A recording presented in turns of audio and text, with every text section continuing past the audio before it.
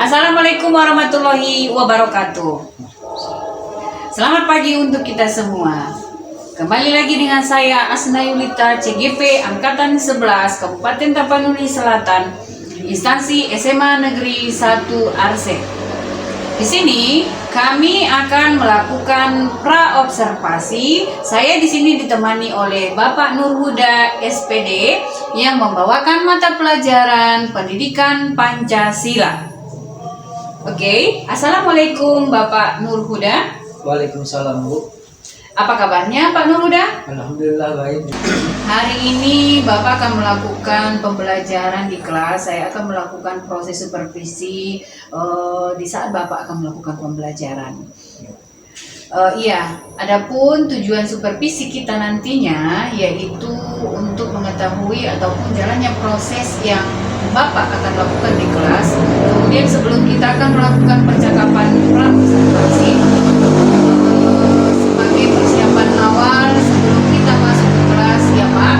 Semoga Bapak lebih siap dan semangat untuk melakukan pembelajaran kepada murid-murid kita serta harus percaya diri ya Pak. Oke, ada yang harus saya sampaikan kepada Bapak. Yang pertama itu mengenai tujuan pembelajaran Bapak. Kira-kira apa tujuan pembelajaran yang ingin Bapak capai nanti pada saat kita melakukan pembelajaran?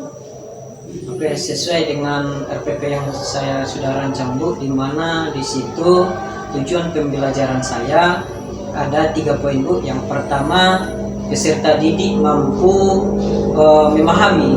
Yang peserta didik ada 3 poin. Yang pertama di situ adalah peserta didik mampu memahami yang dimaksud dengan keterbukaan dan keadilan sebagai bangsa dan bernegara. Yang kedua, peserta didik mampu memahami yang dimaksud dengan peradilan dan hierarki perundang-undangan yang ada di negara Kesatuan Republik Indonesia. Dan yang ketiga, peserta didik mampu menganalisa kasus-kasus yang ada di negara Kesatuan Republik Indonesia dikaitkan dengan lingkungan sekitarnya, Bu. Oke, ada berarti 3 tujuan pembelajaran Bapak. Ya. Oke, apa saja area perkembangan yang akan Bapak lakukan? Di mana di situ nanti ada 2 subpoin, yaitu ada pengetahuan dan keterampilannya. Oke, berarti ada 2 ya Pak, pengetahuan beserta dengan keterampilan. Kemudian di sini ada mengenai capaian aspek pengetahuan dan keterampilan pada siswa yang akan Bapak lakukan. Saya ingin mendengar bagaimana rancangan pengembangan yang akan Bapak terapkan di kelas, mungkin dari strategi pembelajaran ataupun model pembelajaran maupun metode pembelajaran yang akan Bapak laksanakan nantinya. Ya, Bu. Di sini saya akan menjelaskan ada juga 3 poin. Yang pertama di situ saya akan melakukan penerapan pembelajaran menggunakan strategi dari kurikulum Merdeka dengan kompetensi. Intinya ada di situ kompetensi dasar, baik kompetensi inti, kompetensi pembelajaran sosial serta emosional siswa, dan pembelajaran dalam bentuk model pembelajaran PBL, yaitu Problem Basic Learning, dengan melaksanakan direksi kelompok, di mana kelompok nanti akan diskusi kelompok dan hasil kelompok itu dipresentasikan di depan kelas.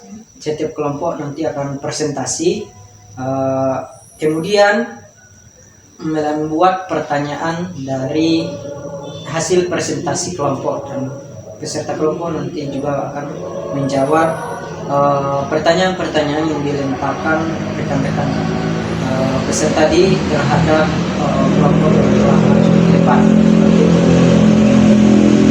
Baik, strategi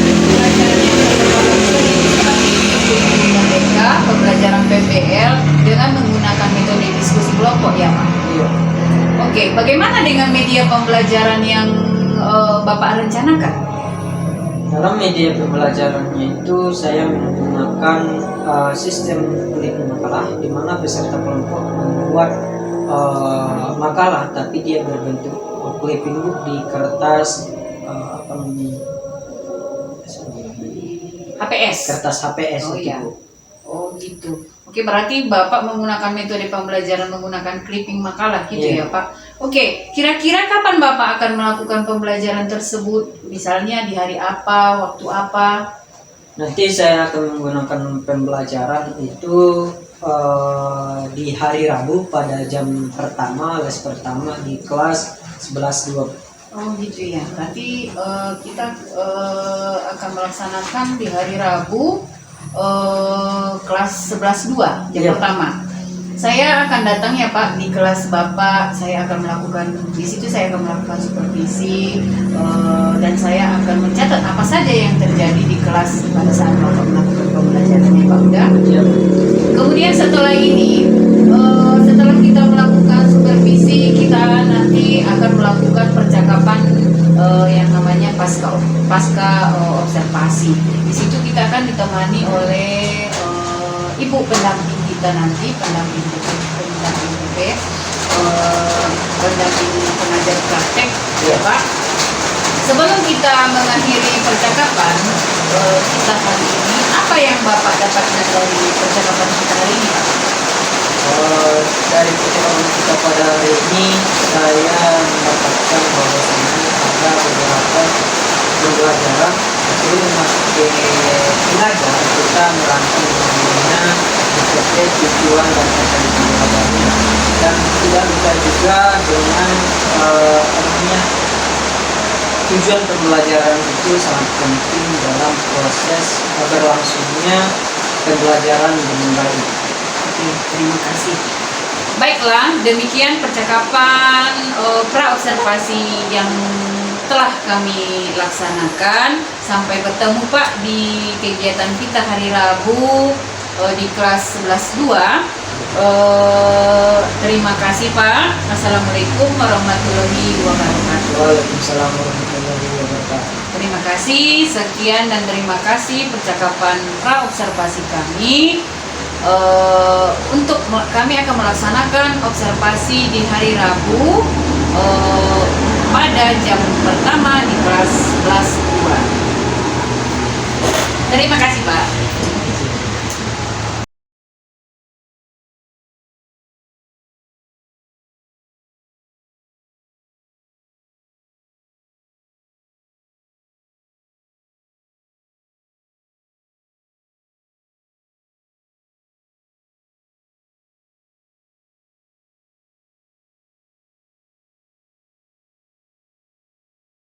Assalamualaikum.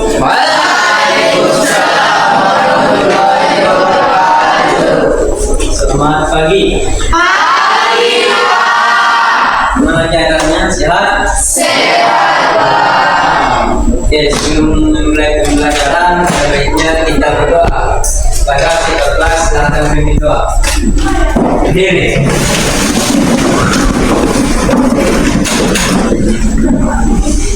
Sebelum kita mulai pelajaran, saya berdoa berdoa kepada kita juga masing-masing terlibat.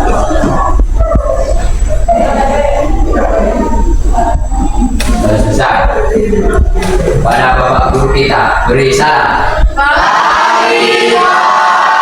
Pagi, silakan dulu.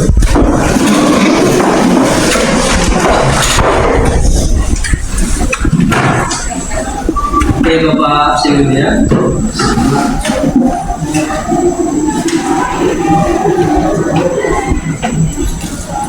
Aldim Romi, Alex, Pak, Samana, Hari Pak. Chandra, Ivan, Andika, Divya, Iva, Rizan, Hari Pak. Insulinda, Chandria, Yunia, Mewah, Lydia, Maulana, Madia, Nila, Muhadi, Nurul Haji, Hari Pak. Mulyadi, Hadir Pak. Nopi, Bahudin, Satya, Sakina, Hadir Pak. Setik, Hadir Pak. Siti, Hadir Pak. Tasya, Hadir Pak. Yohana, Hadir Pak. Yulianti, Hadir Pak. Jara, Hadir Pak. Yunandika, Hadir Pak. lebih ya. Oke, semuanya pada hadir ya. Ya.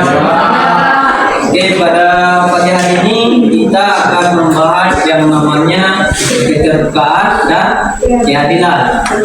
Oke, sebelum ke situ kemarin kita sudah membahas yang namanya analisa sistem pemerintahan di Indonesia. Masih ingat?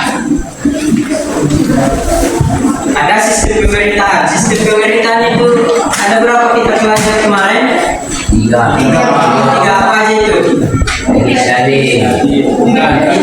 Politik, sistem presidensial, parlementer, demokrasi, komunis. Jadi ada 4. Dalam sistem pemerintahan itu yang terpenting adanya 3 lembaga politik. Seperti yang dibilangkan kawan tadi, trias politik. Ada itu, masih ingat kunci ini?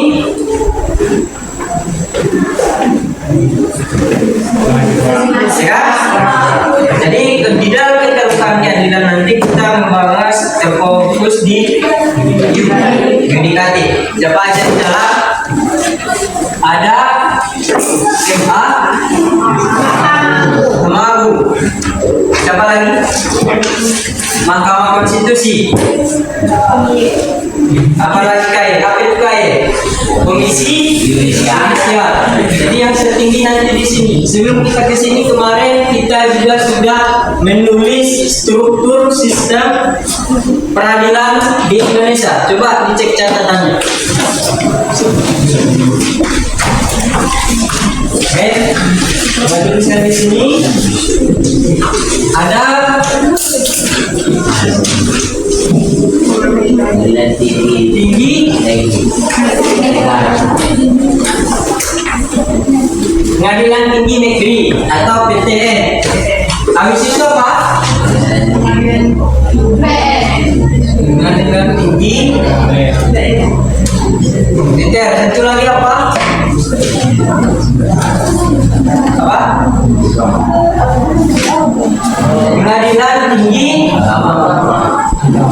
Oke, ada tadi Pengadilan Tinggi Negeri, ada Pengadilan Tinggi Militer, ada Pengadilan Tinggi. Oke, di bawahnya nanti ada apa lagi? Ada nanti PM, ini PM, sama ada PA. Oke, ini tulisnya dari atas ke bawah apa dari bawah ke atas? Dari bawah. Oke, dari bawah ke atas.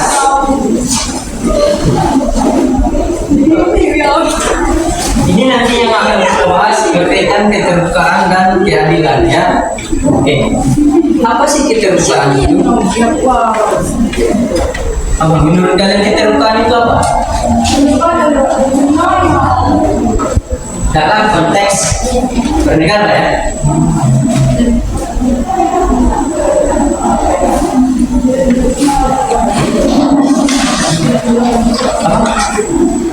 Apa itu keterbukaan? Coba simpelnya begini, pernah nggak kalian transparan antara sesama? Ya. Kalau dalam konteks politik atau bernegara, keterbukaan itu seperti apa?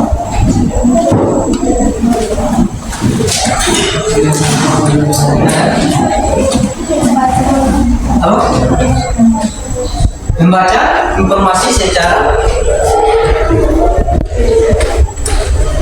ada itu ya. Oke, biar lebih mudah pertama kali Bapak bilang mungkin di lingkungan kalian itu pernah terjadi pemilihan umum. Pernah kan? Dalam konteks konteks keterbukaan itu di situ pada saat penghitungan suara itu di dalam ruangan atau langsung dihitung di situ? Langsung secara transparan biar warga, saksi dan panitia yang ada di situ bisa melihatnya. Ketika ada kesalahan kita bisa mengingatkan ataupun melalui kesalahan dari panitia.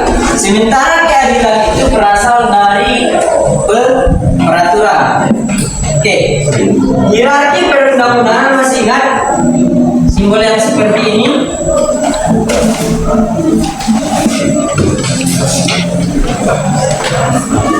Hierarki perundang-undangan. Masih ingat? Apa di atas? Undang-Undang Dasar 45. Di bawahnya apa?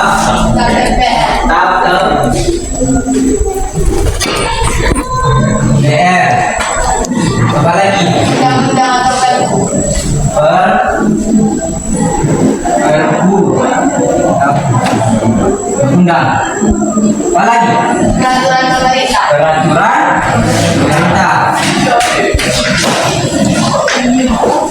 Kasih data ya.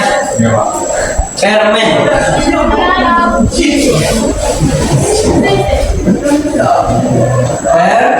Permen. Apa lagi?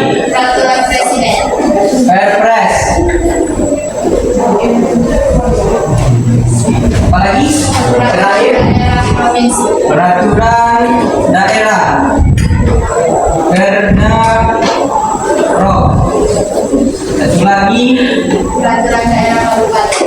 Perda. Oke. Baru masuk kita ke intinya. Masalah peraturan. Apa sih keterkaitan ini ya? Yudikatif.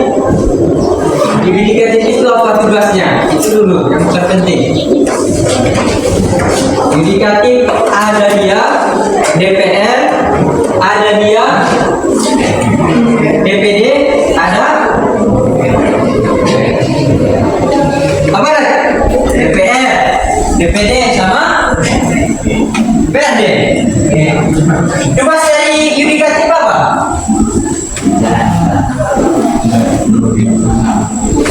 Menjalankan apa? Menjalankan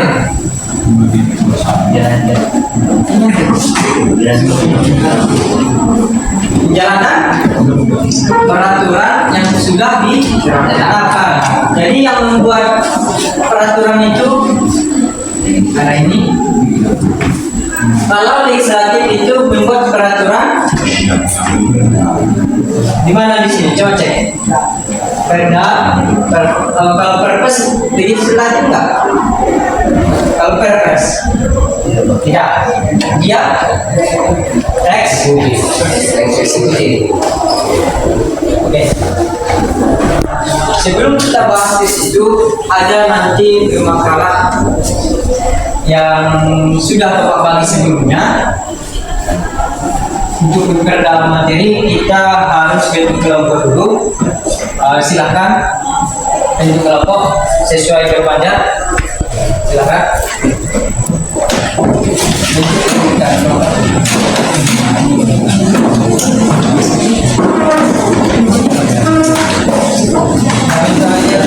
Ini kita buka.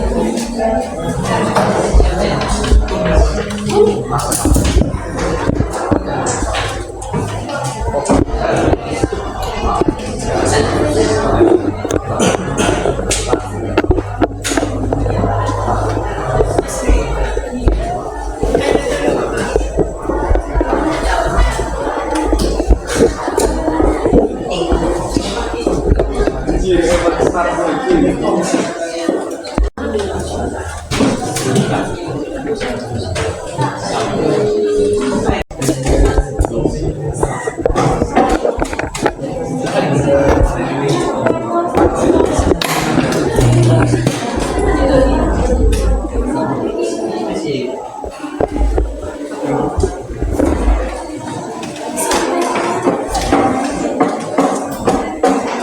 ada yang bisa juga ngomong? Bila dia pasti.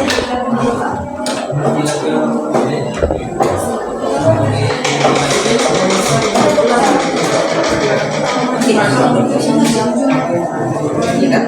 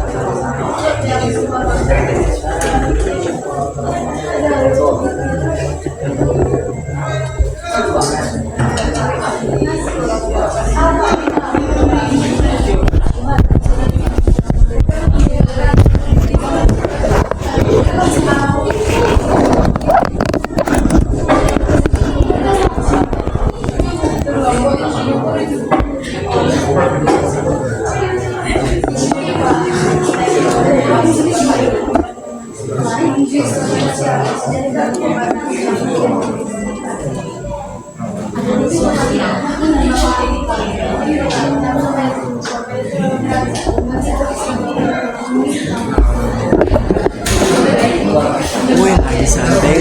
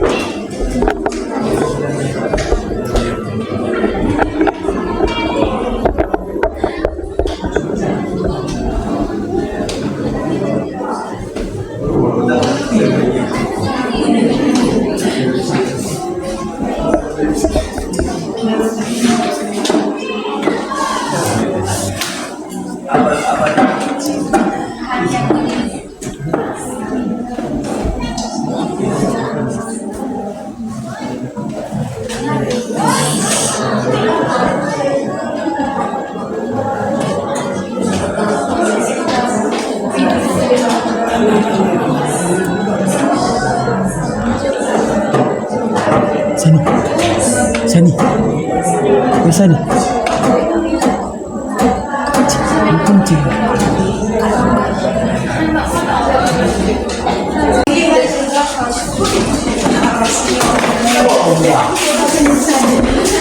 Presentasi kelompok lain,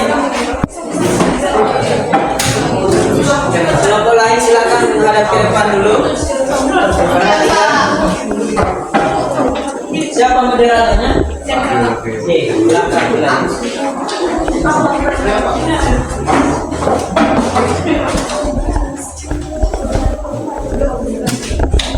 Pagi. Kami dari Kementerian akan mempresentasikan hasil makalah kami yang berjudul kasus seksual terhadap istri maupun luar negeri.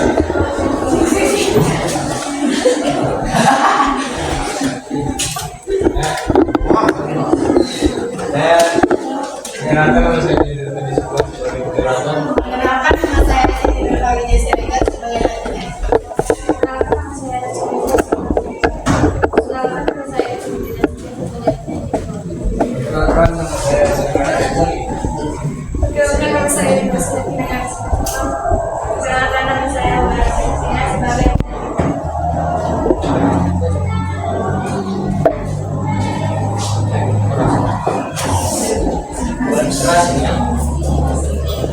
kasus sengketa dalam negeri maupun luar negeri, sengketa antara Indonesia, Malaysia, dan kawasan Ambalat. Namun alasan ini para pemerintah Indonesia yang menegaskan bahwa TNI menetapkan batas landas kontinen mempunyai ketentuan khusus yang menimbulkan keberadaan pulau-pulau yang relatif kecil tidak akan diakui sebagai titik ukur landas kontinen. Malaysia tersebut bertentangan dengan Konvensi Hukum Laut UNCLOS 1982 berdasarkan konvensi ini Ambalat diakui sebagai wilayah Indonesia. Yang kedua, Malaysia mengklaim Ambalat dengan menerapkan prosedur menantikan garis pangkal kepulauan Pulau Padan dan Ibuan yang berhasil mereka rebut pada tahun 2002. Malaysia berargumentasi bahwa tetap pulau berhak memiliki laut dan bagian zona ekonomi eksklusif dan landas kontinennya sendiri. Ambalat telah lama menjadi perang antara Indonesia dan Malaysia, antara Indonesia dan Malaysia saling klaim disebabkan adanya perbedaan kepentingan dan baru selesai masalah batas wilayah kelautan kedua negara.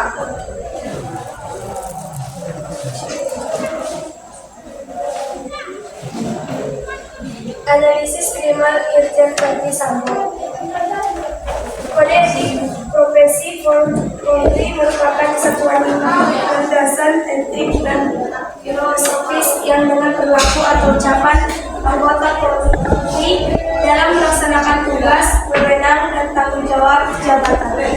Dapat dikatakan kode dan jabatan etik berfungsi sebagai pembimbing perilaku anggota Polri dalam menjalankan tugas dan sebagai pengawas hati nurani agar polisi tidak melakukan perbuatan tercela dan menyalahgunakan wewenang dalam persidangan. Pelanggaran adalah Komisi Kode Etik Polri. Komisi Kode Etik Polri menjalankan kasus yang menjatuhkan sanksi pemberhentian tidak dengan hormat atau pemecahan terhadap Irjen Polri Verdi Sambo karena melakukan pelanggaran berat kode etik profesi, yakni tindak lanjut hukum pidana pembunuhan berencana Brigadir Verdi Sambo. Hasil keputusan sidang Komisi Kode Etik Polri terbukti Verdi Sambo melanggar kode etik. Setelah putusan dibacakan, Ketua Komisi menanyakan kepada Verdi Sambo apakah menerima keputusan tersebut. Dihadapkan Komisi Sidang, Verdi Sambo mengakui dan menyesali semua perbuatannya, juga mengajukan haknya untuk mengajukan banding dan siap dan segala putusannya. Cara menyelesaikan kode 270. Cara yang dapat dilakukan untuk menyelesaikan kasus korupsi, satu, melakukan publikasi kasus-kasus pidana korupsi beserta analisis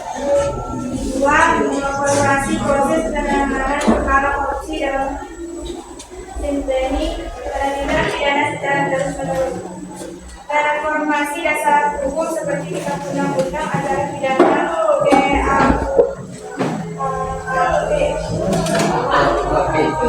pengenalan keterbukaan dan akuntabilitasnya secara mendalam, kronologi masalah penyebab dan lain sebagainya yang berkaitan dengan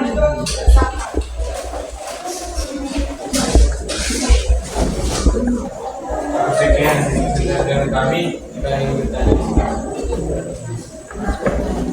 Ada yang bertanya? Ayo Pak. Perkenalkan kami dari kelompok 4 ini memberikan satu pertanyaan, yaitu apa putusan Mahkamah Internasional terhadap kasus Ambara?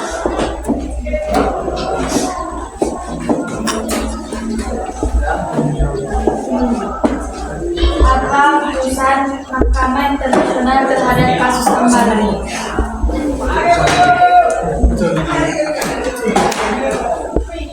Terhadap kasus Ambara.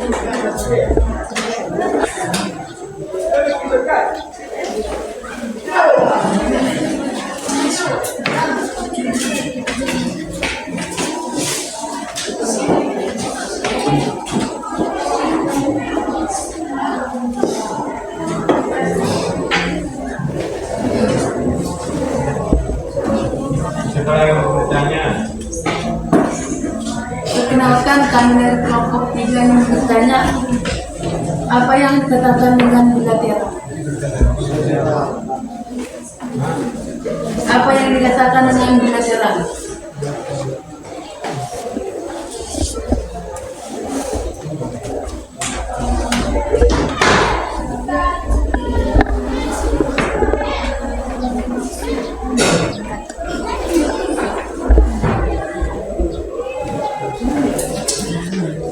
Lagi. Jelaskan tentang sengketa. Jelaskan masalah lain bertanya. Jelaskan tentang sengketa.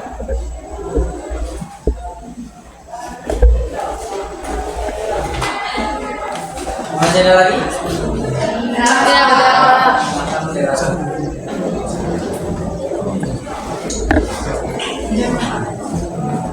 Baik, kalau tidak punya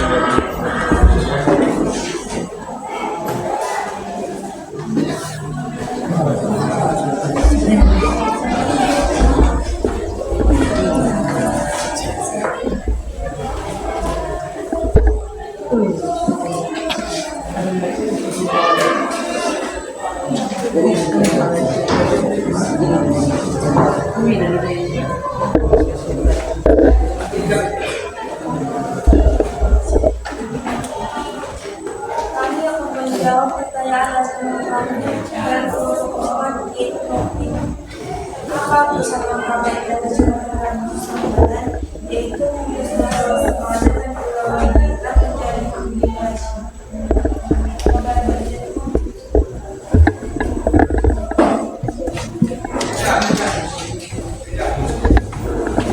Kami akan menjawab pertanyaan dari kelompok 3 dari media. Apa yang dikatakan bilateral? Bilateral adalah wilayah atau tanah yang termasuk dalam wilayah suatu negara.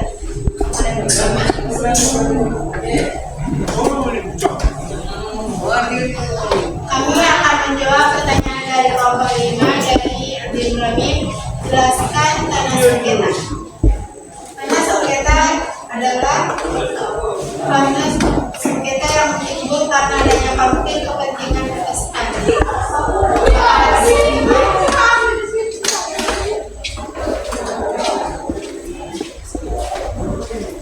baik, sekian presentasi dari kami. Jika ada yang jelas, terima kasih. Ya, silakan kepada kelompok 6 boleh masing-masing. Dari aplaus dulu kepada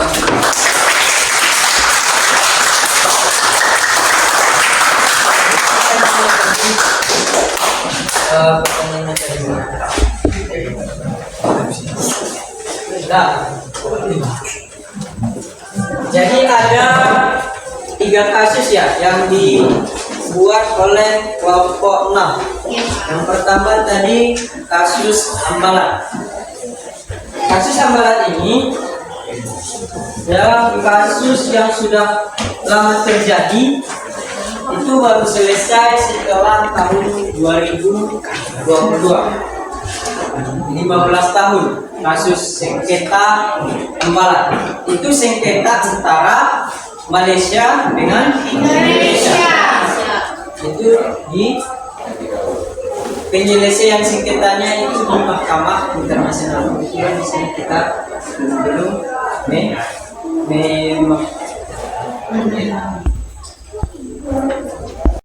Oke, tadi kawan sudah presentasi, ada beberapa pertanyaan Bapak Timur tadi ya. Sebelum itu kita lanjut dulu speakingnya. Siapa yang mau memimpin speakingnya?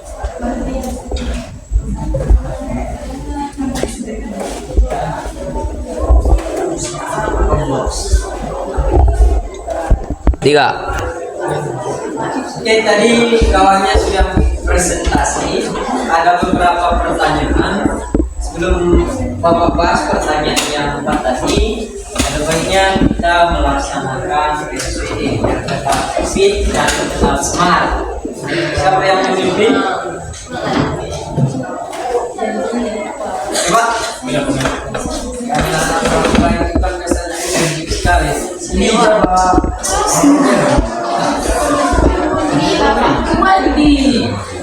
Nah, kalau memang nggak ada, Bapak aja yang mungkin. Ya,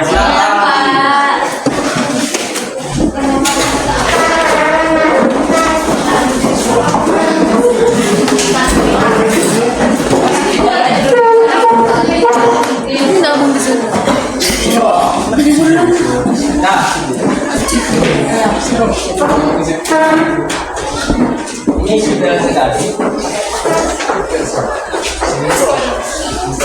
Kalau Bapak bilang Pancasila, jawabannya Pancasila, jawabannya coba. Ada yang punya saran? Kalau Bapak bilang Pancasila, Bhinneka Tunggal Ika. Oke.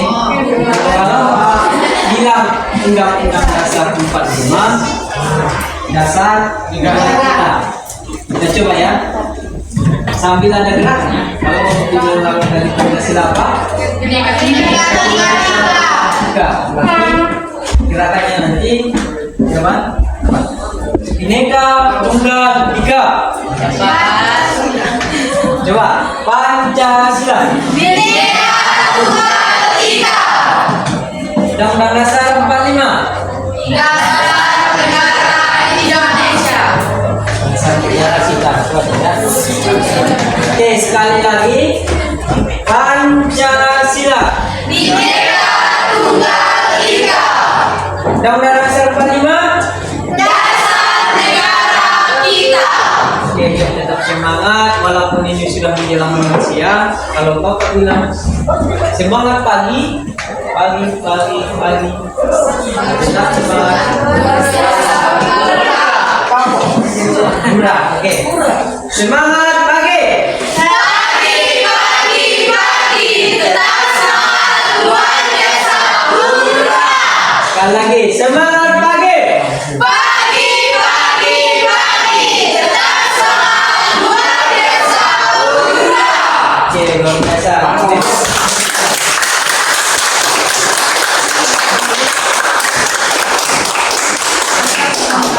Silakan dulu.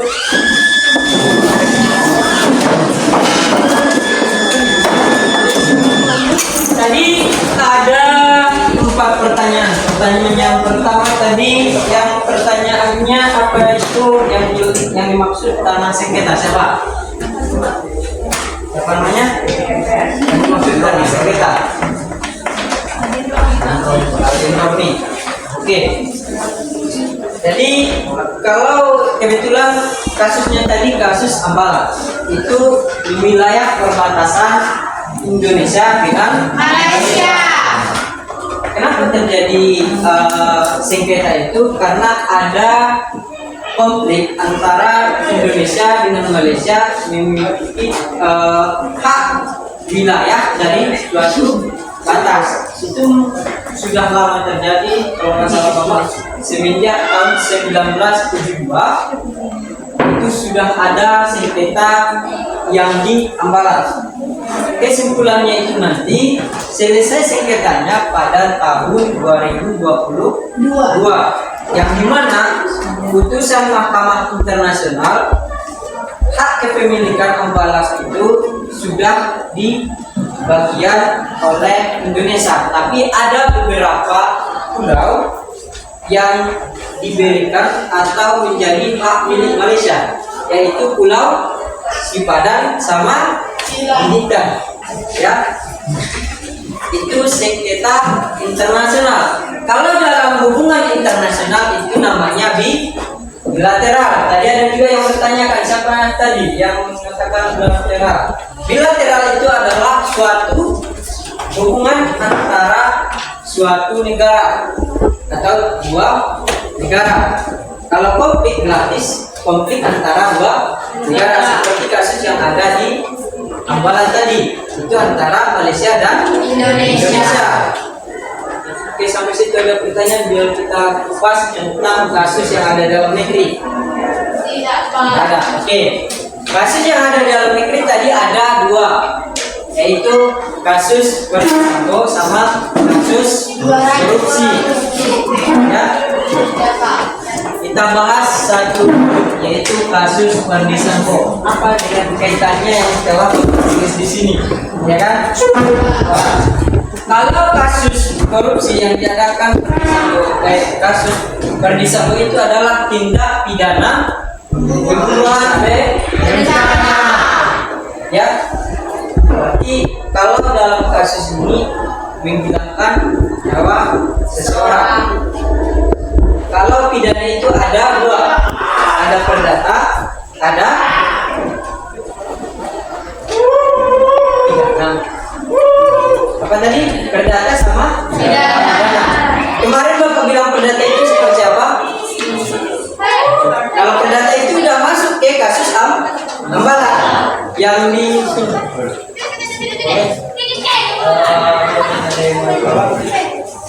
kasus Ambalat yang ada yang ini,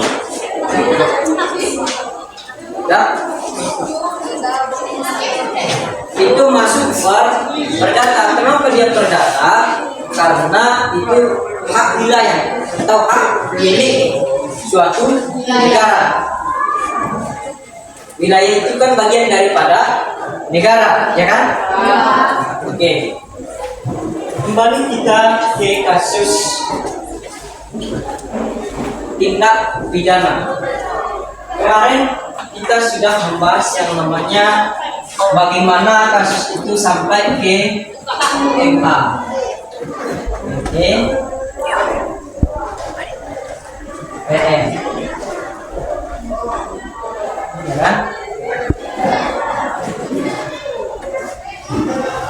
Ini masih ingat seperti apa siklusnya? Ini tadi banding. Ini kasih. Oke. Ya kan? Nah, tebas. Itu Verdi Sambo, dia seorang berarti kalau di peradilan itu ada peradilan khususnya masuk ke sini, ya kan?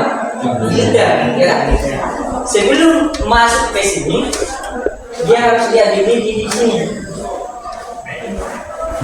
Apa yang diadili, Pak? Masalah tadi pembakalan sudah bilang masalah etik. Walaupun dia tadi melaksanakan pembunuhan berencana, karena dia aparatur negara, ya kan? Karena dia kepolisian, dia pertama kali diadili di pengadilan militer. Pengadilan militer itu tertutup, beda dengan pengadilan negeri. Kalau pengadilan militer dia Betul. Pertama kali dia diadili di sini, makanya kemarin ada pencopotan pangkat bahkan jabatan atas Verdi Sambo. Setelah selesai diadili di pengadilan militer, baru kasus yang dibuat oleh Verdi Sambo ini masuk ke PM, Pengadilan Tinggi Negeri Jakarta Pusat kemarin. Sebelum ke sini, nggak mungkin langsung ke pengadilan negeri tanpa ada laporan atau pemanggilan dari pihak kepolisian. Masih ingat siklusnya kemana? Pertama ada lapor kepada pihak kepolisian. Nah, nanti kalau memang sudah diadili kode etik, itu sudah ada dong yang melapor, ya kan? Nah, ini sudah selesai di sini, masuk ke sini. Kalau sudah di pengadilan negeri, mereka akan membentuk yang namanya, masih ingat, penyidik sama penyidik. Penyidik sama penyidik. Ini tugasnya apa Pak? Kemarin masih dibahas di sistem pemerintahan dibahas. Masih ingat tugasnya? Tugas orang ini mencari barang bukti berupa apa? Data-data baik yang terjadi di TKP, makanya mereka akan melakukan olah TKP. Nah, itu dalam konteks pada saat terjadinya olah TKP di rumah Verdi Sambo. Kalau sudah terkumpul, baru dilimpahkanlah kepada apa kemarin?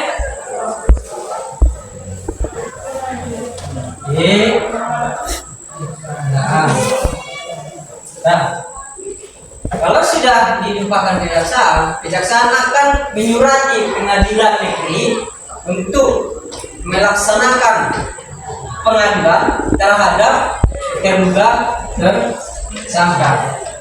Masih belum menjadi tersangka, masih ada kata terduganya. Nah, kita persingkat. Setelah sudah dapat barang bukti ini di pengadilan negeri itu dilakukan pengadilan. Kalau nggak salah Bapak itu pada pengadilan pertama pada tanggal 28/2020. Apa ada langsung diadili sih Pak? Belum. Masih ada tahap-tahapannya. Tahap pertama itu pengadilan pertama itu pembacaan. Pengadilan pertama P1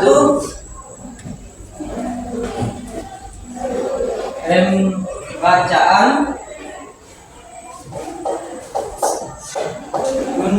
tuntutan. Pembacaan tuntutan dari kepada terdakwa dan pembacaan hasil dari penyidik dan penyelidik oleh gugat dan sangganan. Nah, Bapak persingkat setelah di sini. Kemarin kan ada beberapa kasus. Kalau kalian ikuti kasus itu, pertama kali diadili dia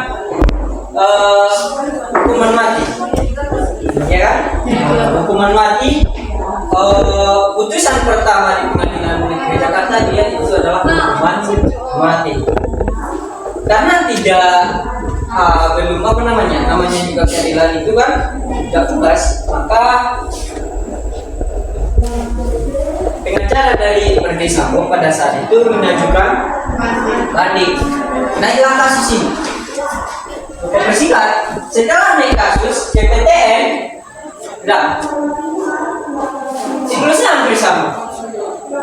Seperti tadi, dilakukan penyidikan dan lebih dalam, dilakukan olah TKP kembali, memeriksa saksi itu banyak sekali. Kemarin ada 22. Itu diperiksa satu persatu dan dibawa ke pengadilan. dimintai keterangan dari pihak saksi-saksi oleh hakim yang ada di pengadilan itu. Bayangkan ada 22 kurang lebih saksi pada saat ini.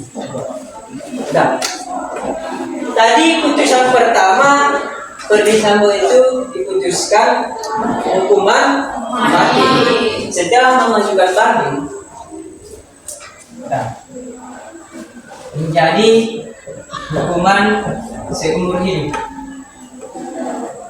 Nah, kok bisa seperti itu, Pak? Itu yang menjadi pertanyaan. Kok bisa yang tadinya sudah putusan pertama menjadi hukuman mati, kok bisa di putusan kedua menjadi hukuman seumur hidup? Nah, itu ada beberapa faktor. Yang pertama, ada analisa dari petugas penyidikan dan penyidik dalam kasus ini bahwasanya siapa tadi? Pak Ferdy Sambo itu adalah aparat negara. Dia juga sungguh banyak menyelesaikan kasus-kasus pada masa jabatannya. Makanya ada sebuah aples atau keringanan kepada Bapak Ferdy Sambo pada saat itu. Makanya petugas pengadilan itu membuat hukuman seumur hidup atas kasus yang telah dilakukan. Dan ini kasus yang lumayan ribet kalau kita bahas. Yang paling sederhana nih, misalnya di lingkungan kita aja lah, ya. Amit-amit mudah-mudahan jangan terjadi. Nah, misalnya kalian kecurian mobil, kecurian motor, itu kalian langsung melaporkan kepada pihak kepolisian.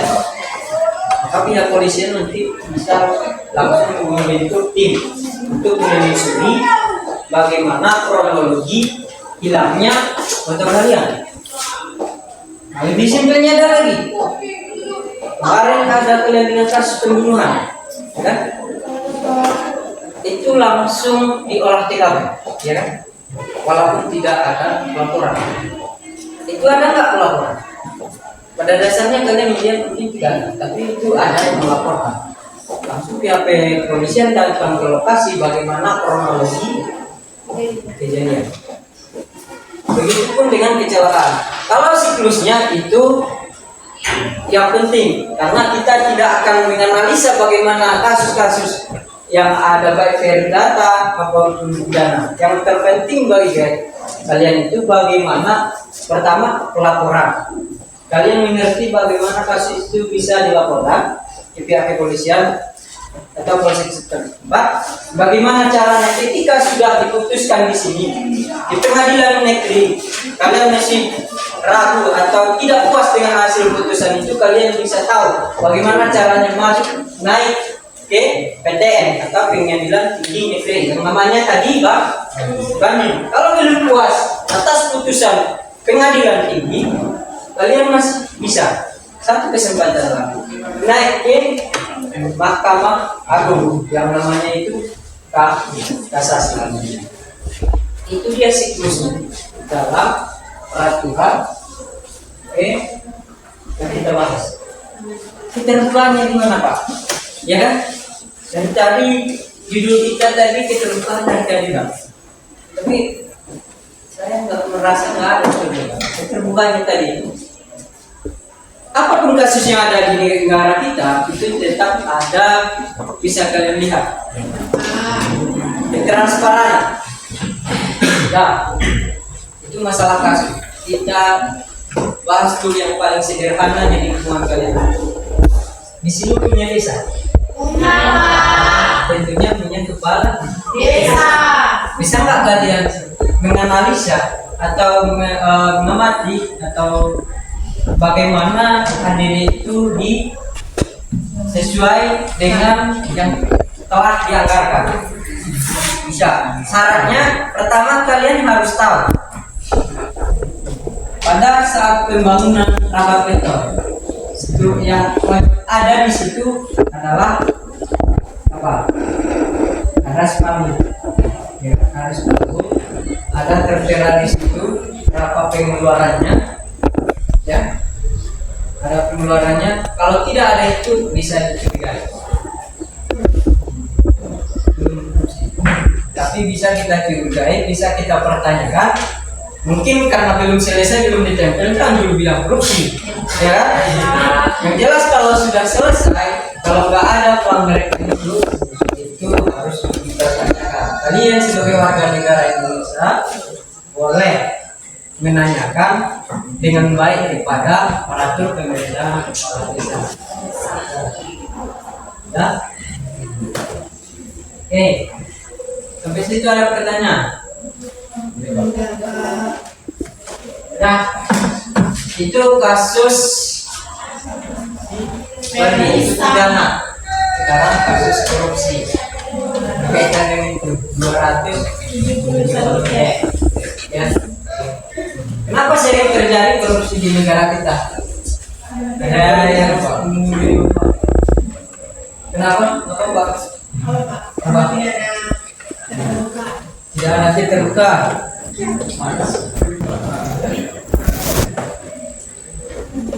Kenapa? Gak apa-apa, keluarkan aja. Kenapa di negara kita selalu terjadi korupsi? Karena kekurangan. Karena tidak puas dengan gaji, Pak. Tidak puas dengan Bisa. kebiasaan. Ya, tadi ada 3 ya. Tidak puas dengan gaji, kebiasaan. Kalau saya udah sudah. Kita analisa kenapa terjadi korupsi. Ya. Pertama itu dari diri kita sendiri. Secara tidak langsung kita pernah korupsi. Korupsi macam ya uang. Korupsi uang. Orang tua langsung jajan. Dibilangnya sama orang tua mau bayar buku atau bayar SPP, rupanya dijajankan. Itu termasuk korupsi. Korupsi yang sederhana, ya kan? Nah, yang paling kayaknya udah tahu lah di negara. Tapi tidak boleh dicontoh. Kalian sebagai generasi muda nanti wadah negara. Ada yang namanya money politik. Kalau nggak ada uang nggak saya coba. Kalian sudah muda yang berpikir, ya kan? Iya, Pak. Siapa yang menantu ini? Sudah memanfaatkan hak pilihmu itu secara baik. Ya, dapat uang. Nah itu bagus. Jangan kawan, jangan. Nah, jadi kalau yang kecil aja kita korupsikan, bagaimana nanti kalian bisa orang nanti ketika kalian menjadi pemimpin, jangan lagi yang namanya korupsi. Satu orang korupsi bukan yang mengakibatkan itu satu negara. Bayangkanlah kalian sempat tengok yang itu hanya 12 orang, ya kan, yang menjadi tersangka 271 dari cuma 12 orang, yang ruginya itu ada negara Indonesia. Ya. Yang rugi warga negara, itulah pendirinya. Semoga di kepemimpinan historinya korupsi jangan bahkan kalau bisa seperti yang di negara tetangga kita Cina, orang korupsi dibunuh langsung.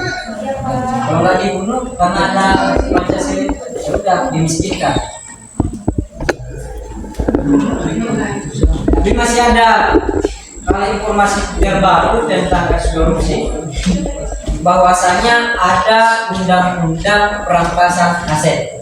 Semoga kita doakan nanti disahkan oleh apa ini? DPR RI. Kalau dulu di masa kepemimpinan Pak Jokowi itu belum ada atau belum disahkan, lama itu dirancangkan undang-undang perampasan aset. Apa isi Pak undang-undang perampasan aset? Undang-undang perampasan aset itu adalah ketika seorang aparatur negara siapapun itu orangnya melakukan korupsi, uangnya itu dikembalikan ke negara. Yang kemarin uang dari korupsi yang 200 triliun itu dikembalikan oleh KPK ke negara. Selama ini kan masih ditahan KPK. Uang korupsi semuanya yang ada di negara kita itu ditahan KPK dalam satu ruangan yang tidak boleh diberitahu. Alhamdulillah di masa kepemimpinan Prabowo itu KPK sudah hampir 478 triliun mengembalikan uang hasil korupsi di masa periode Pak Jokowi ke negara, dan itu nanti sebagai bahan membayar hutang yang membengkak di negara kesatuan Republik Indonesia. Jadi jangan dari nanti korupsi lagi. Jangan jalan-jalan. Oke, ada pertanyaan?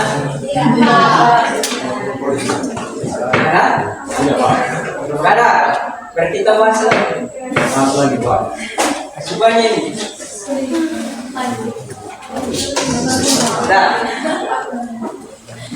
Pak, saya ada kasus di kampung saya itu sering terjadi yang namanya kasus bukan negara, tapi kasus perbedaan antara sesama tetangga, yaitu di sawah atau persawahan. Ya. Kalau dalam bahasa Batak itu sini jual ya.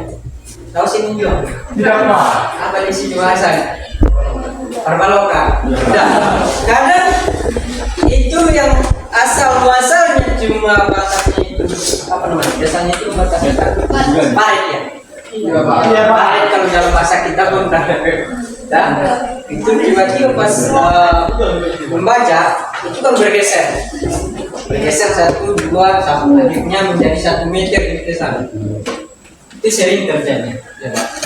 Jadi itu masuk ke ranah pidana atau perdata. Jadi terjadi sengketa tanah, ya kan? Iya Pak. Apakah harus diselesaikan di sini?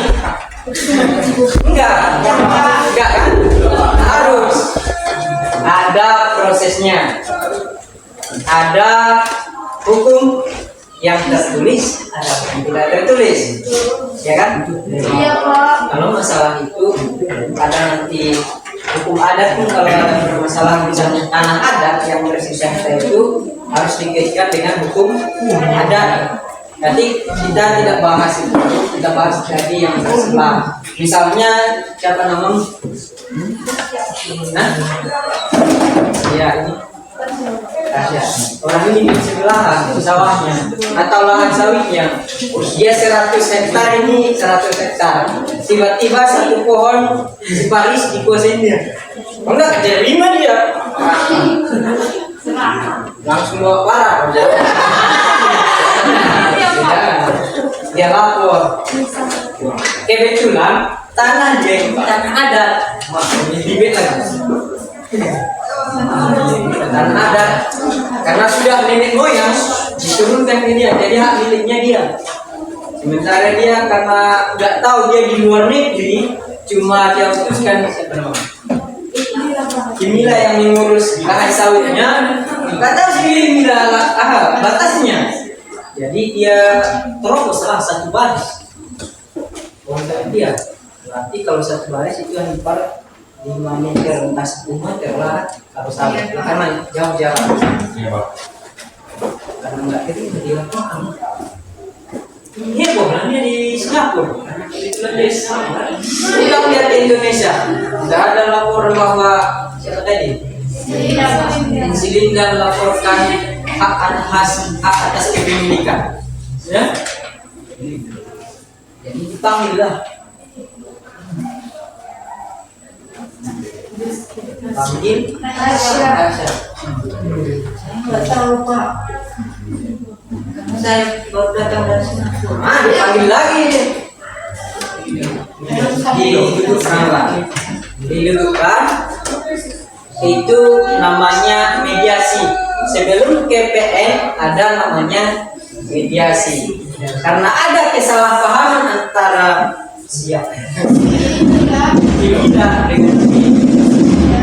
Tidak, karena sembilan tidak tahu batas-batas tanah infonya, dia tahu saja.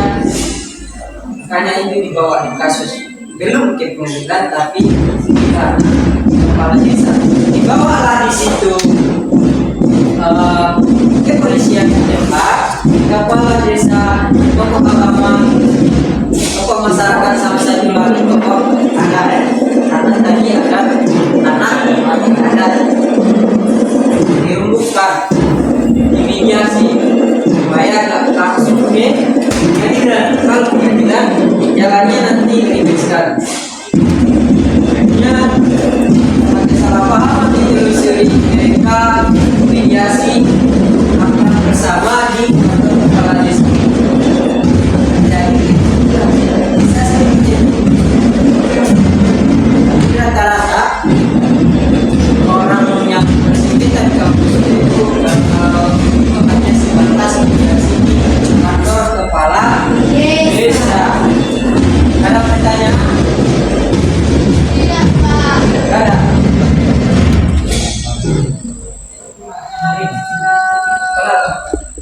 Oke, kalau memang nggak ada pertanyaan, silahkan kembali ke tempat masing-masing.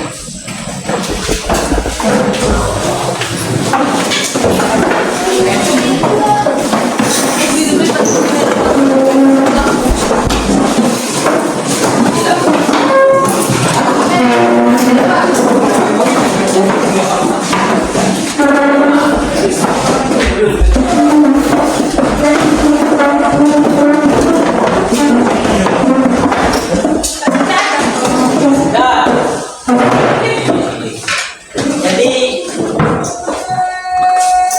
kesimpulan pada pembelajaran kita bagian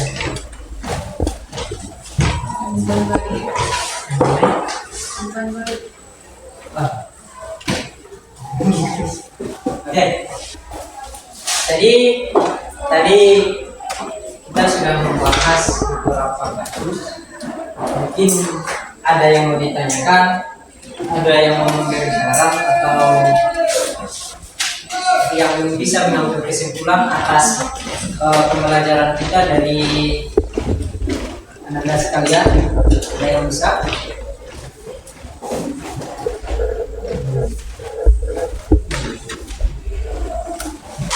Ya, silakan. Apa yang bisa dipahami?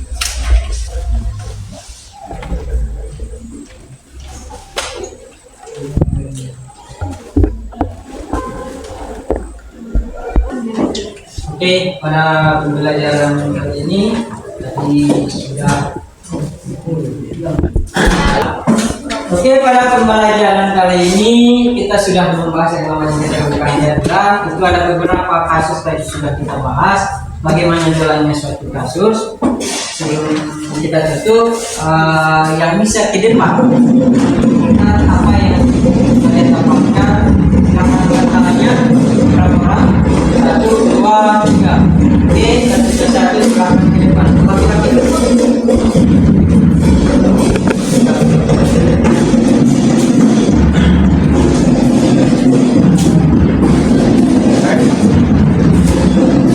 Baik, dan dapat saya dapatkan dari pembelajaran tadi. Dari pembelajaran tadi kita ada mencakup tiga kasus, yaitu kasus korupsi, kasus pendanaan, dan kasus berencana. Semoga ada sukses tersebut dan kita tidak dapat mengirimnya. Sebenarnya kita jauh dari kasus tersebut karena kasus korupsi bukan hanya merugikan diri sendiri, tetapi dapat merugikan negara. Kasus pembunuhan berencana dapat merugikan diri sendiri karena mengakibatkan mencabut nyawa seseorang, dan kasus sengketa tanah dapat menyebabkan konflik antara dua kelompok yang berbeda. Oke, beri aplaus dulu. Karena perempuan boleh. Silakan.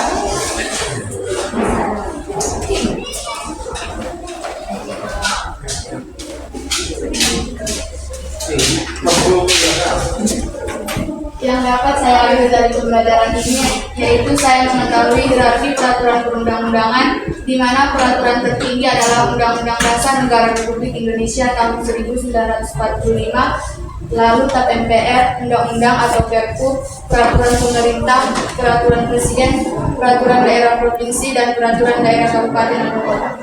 Oke, beri aplaus dulu.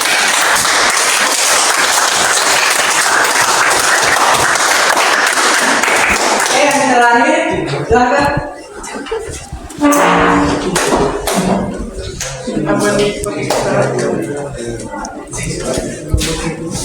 Yang dapat saya simpulkan dalam pemeriksaan kita pada hari ini adalah Jaksa Peradilan Indonesia terdiri atas beberapa hal sebagai berikut. Mahkamah Agung adalah yang paling tertinggi, diikuti oleh Pengadilan Militer, Pengadilan Tinggi Negeri, dan Pengadilan Tinggi Agama, dan Pengadilan Tinggi Tata Usaha Negara. Lalu di bawahnya ada Pengadilan Tinggi Negeri, Pengadilan Militer, dan Pengadilan Agama. Di bawahnya lagi ada Pengadilan Umum dan Pengadilan Khusus. Di bawah Pengadilan Tinggi Agama ada Pengadilan Syariah yang terdiri atas Pengadilan Perdata dan Pidana. Dan di bawah Pengadilan Tinggi Tata Usaha adalah Pengadilan Tinggi Tata Usaha Negara. Dan untuk melakukan Pengadilan Negeri ke Pengadilan MA, kita membutuhkan dua hal, yaitu banding dan kasasi. Sekian yang dapat saya sampaikan. Terima kasih.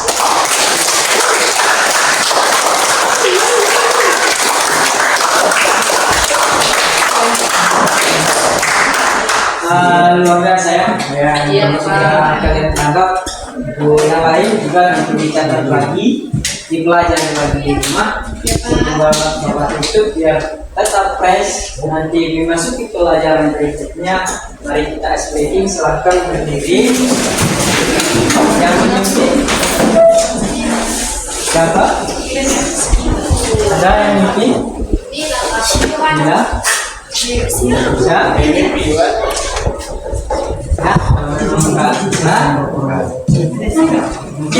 Ini speakingnya sudah biasa. Masalah sebaliknya ya, menari, coba ya. Coba, udah tahu lah.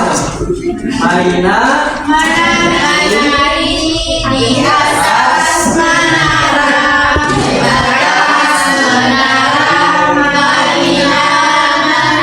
Oke, sama-sama. Ya, sama-sama. 1, 2, 3.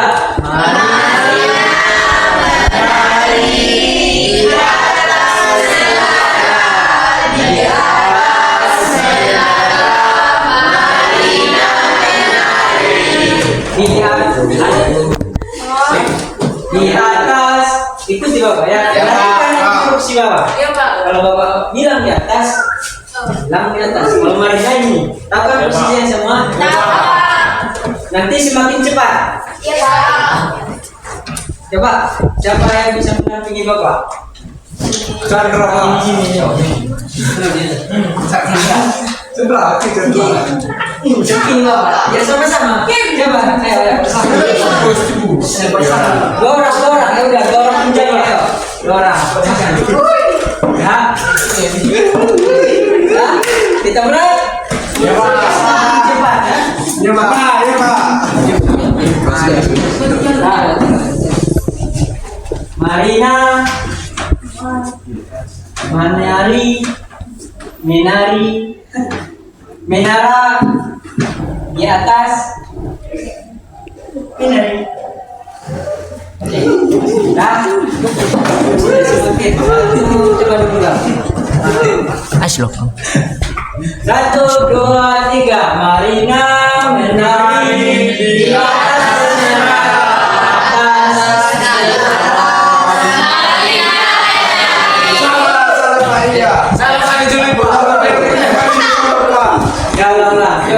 Sini bapak tahu juga ini.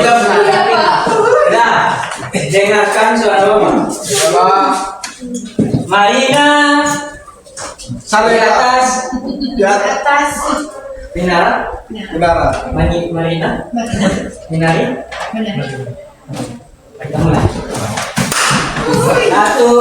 2, 3. Marina, Minari, di atas, di atas, Marina, Minari, Marina, di atas, Minara, Marina, Minari, di atas, Minara, Marina, Minari. Coba, Marina, Minari, di atas, Oke.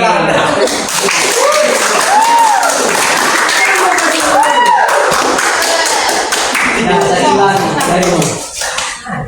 Satu dari kamu. Kakak sendiri atau Kak Sarah? Boleh diganti. Boleh diganti ke mana seperti ini, boleh? Silakan. Boleh. Nah. Oh, satu yang salah. Ya silakan berdiri. Kita yang pakai payung.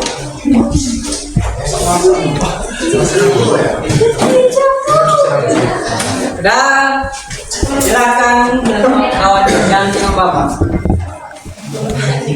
Satu jari kanan, satu jari kiri, ku gabung menjadi dua, ku buat jembatan panjang. Dua jari kanan, dua jari kiri, ku gabung menjadi empat, ku buat kamera cipring. Tiga jari kanan, tiga jari kiri, ku gabung menjadi enam, ku buat menara pikiran. Empat jari kanan, empat jari kiri, ku gabung menjadi delapan, ku buat telinga kucing.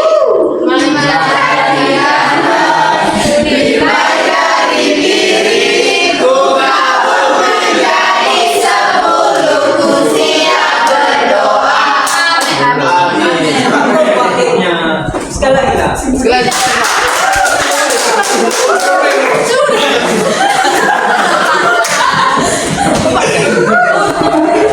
Sudah semua ya.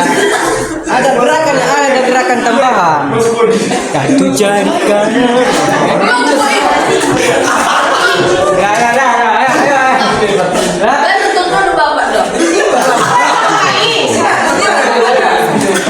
Satu, dua, tiga.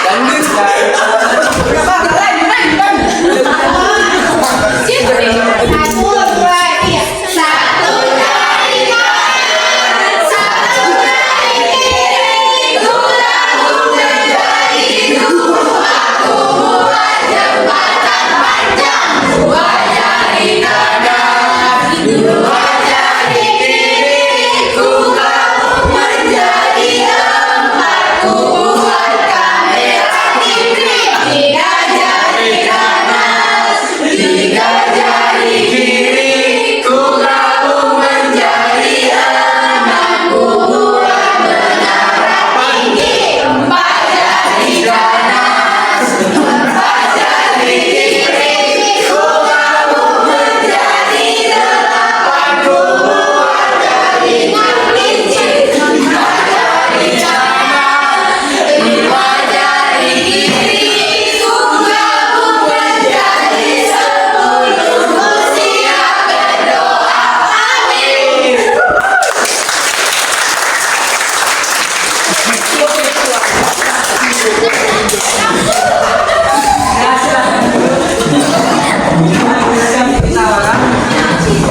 Semoga nanti pembelajaran berikutnya dengan pembelajaran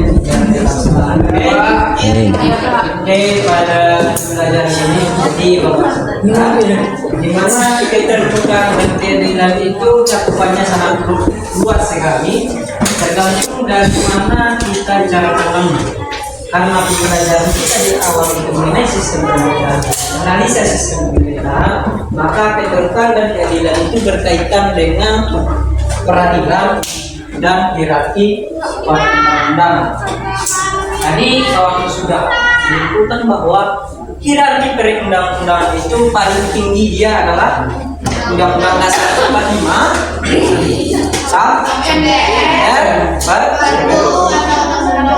Undang-Undang habis itu peraturan permenda ya, bukan permenangan, peraturan pemerintah atau peraturan menteri, di bawahnya baru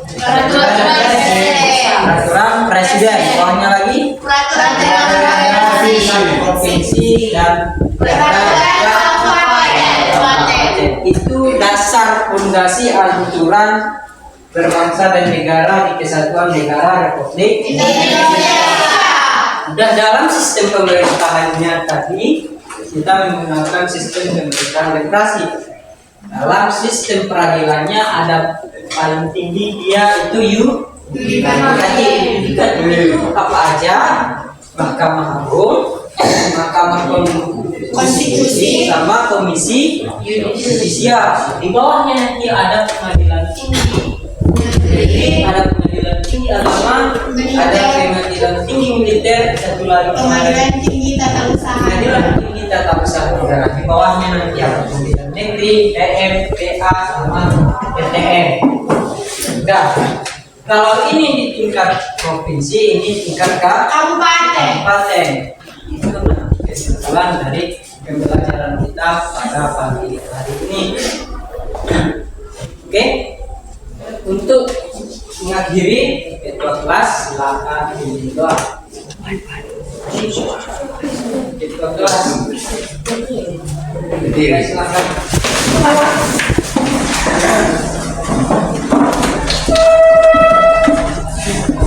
Sebelum kita menerima pelajaran pada siang hari ini, alangkah baiknya mari kita berdoa dengan musik. Doa dimulai.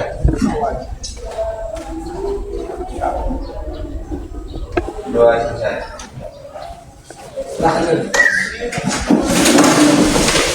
Oke, pembelajaran berikutnya itu mengenai analisa kasus sengketa. Nanti untuk tugasnya Bapak kirim di grup. Jangan lupa untuk kelompok 7 itu dipersiapkan materinya. Coba kalian yang presentasi. Bapak akhiri dengan salam. Assalamualaikum warahmatullahi wabarakatuh.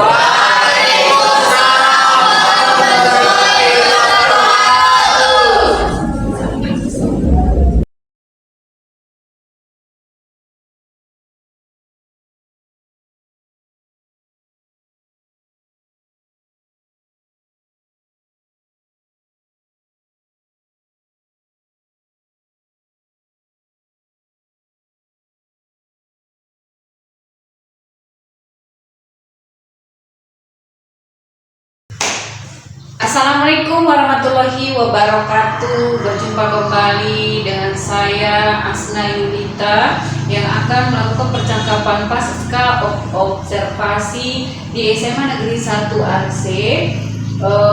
Saya di sini ditemani oleh Bapak Nur Huda yang sudah saya lakukan observasi. Kemudian saya ditemani oleh Ibu Ningsi Putri Ananda sebagai pengajar praktik angkatan 11 Kabupaten Tapanuli Selatan. Assalamualaikum Bapak Nur Huda. Assalamualaikum Bu Ningsi. Bagaimana kabarnya hari ini Pak Huda? Baik, Bu Ningsi.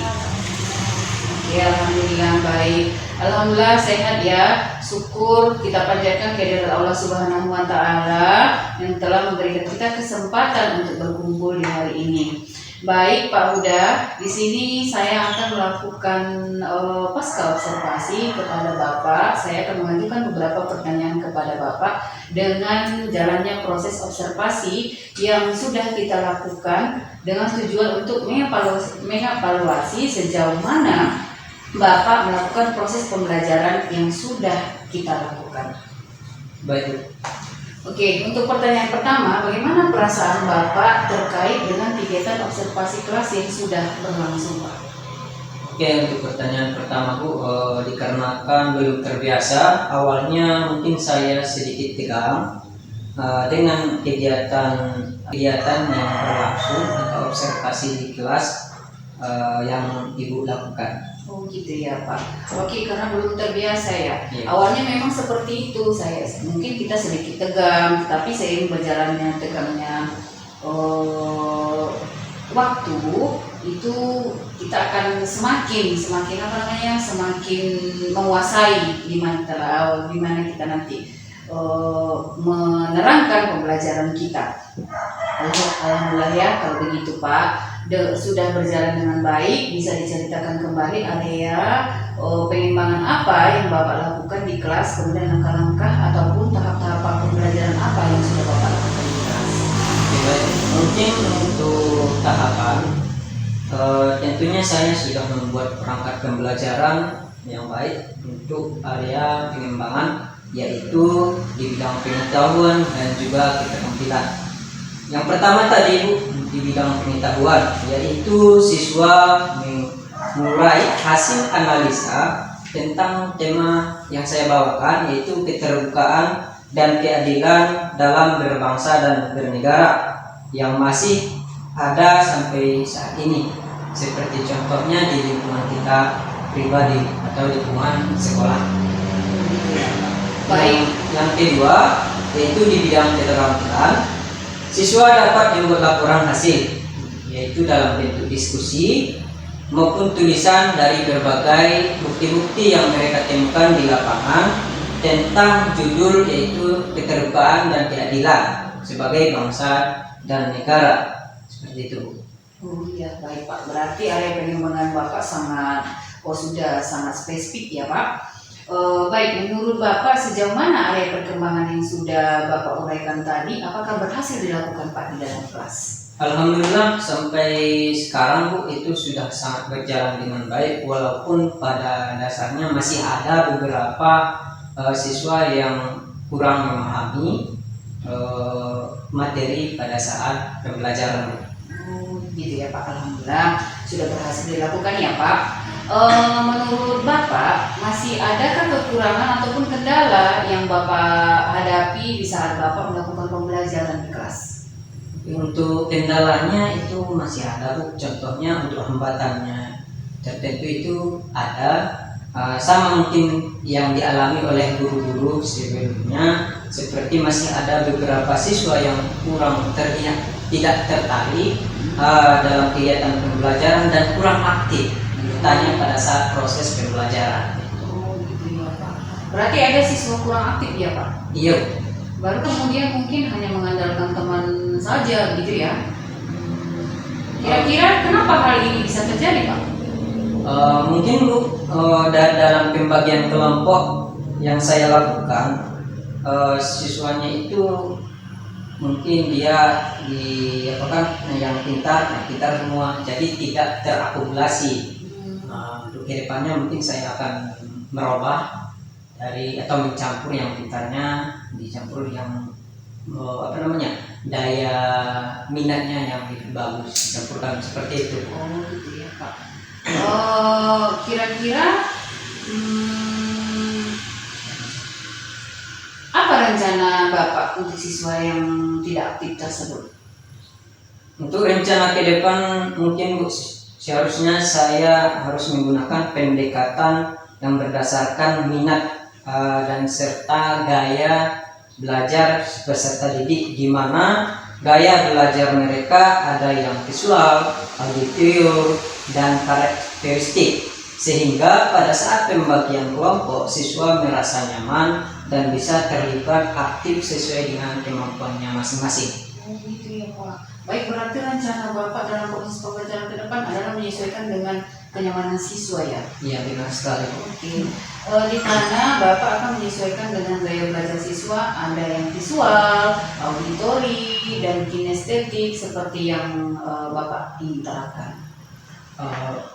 Mungkin untuk waktu yang tepat belum saya tentukan Bu, tapi akan saya laksanakan di kemudian hari. Saya perbaiki dulu konsepnya seperti apa, dan mungkin saya bekerja sama dulu dengan rekan saya Bu. Oke, baiklah, mudah-mudahan apa yang nanti Bapak rencanakan terrealisasi ya Pak. Mungkin nanti di ajaran baru ya Pak, karena ini sudah akhir minggu pembelajaran kita, berarti kedepannya untuk penilaian Bapak mungkin akan dilaksanakan di awal semester kita, di semester 2. Iya benar. Oh iya Pak. Baru kemudian terima kasih atas jawaban yang Bapak berikan. Semoga apa yang Bapak rencanakan ke depan untuk memotivasi ataupun bagaimana caranya supaya anak aktif di kelas, semoga dapat berjalan dengan baik. Sama. Dan baiklah, selanjutnya saya memberi kesempatan kepada Bu Ningsi sebagai pengajar praktik saya untuk memberi umpan balik ataupun sebagai motivasi kepada Bapak anak muda terkait jalannya percakapan pasca observasi kami. Terima kasih Bu. Ya, terima kasih kepada Ibu Hasna dan Ibu Bapak Nurul. Pada pasca observasi ini yang dilakukan Ibu Hasna terhadap Pak Huda sudah baik, pertanyaan-pertanyaannya sudah sesuai. Kemudian untuk Pak Huda, rencana-rencana Bapak yang akan Bapak lakukan untuk pembelajaran selanjutnya mudah-mudahan dapat terrealisasi. Kemudian hambatan yang Bapak hadapi ketika proses pembelajaran semakin bukan sebagai kelemahan buat Bapak, tetapi itu adalah sebagai motivasi Bapak.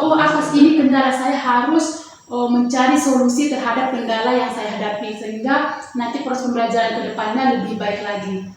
Mungkin itu saja yang dapat saya sampaikan. Terima kasih. Mudah-mudahan ke depannya kita sama-sama sukses, sama-sama dapat melakukan pembelajaran yang lebih baik ke depannya lagi. Terima kasih. Baiklah Bu Ningsi, terima kasih banyak atas umpan baliknya Bu dan tanggapannya terkait dengan kegiatan observasi yang sudah kami laksanakan hari ini. Akhir dari rangkaian kegiatan supervisi akademik sudah selesai, dimulai dari kegiatan praobservasi, kegiatan observasi, kemudian pasca observasi. Saya ucapkan banyak terima kasih kepada Ibu Ningsi beserta dengan Pak Huda. Saya akhiri dengan wabillahi taufiq wal hidayah. Assalamualaikum warahmatullahi wabarakatuh. Waalaikumsalam warahmatullahi wabarakatuh.